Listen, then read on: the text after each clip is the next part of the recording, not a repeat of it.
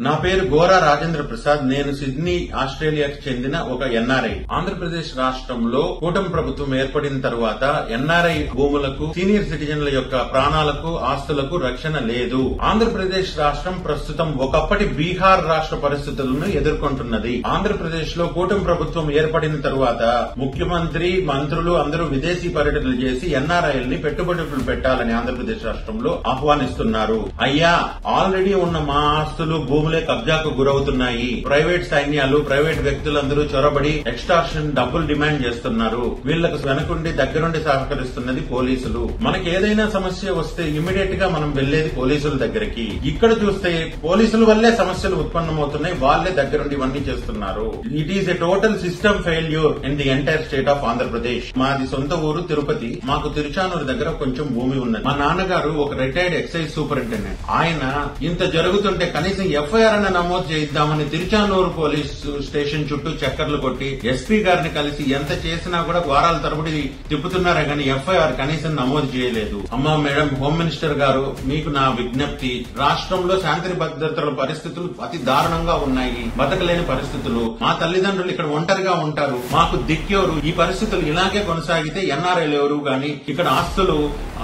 మళ్లీ కొనే పరిస్థితులు లేవు. ఉన్న ఆస్తులే అమ్ముకొని వాళ్ళ దేశాలకు తరలించుకోవడం ఉత్తమం.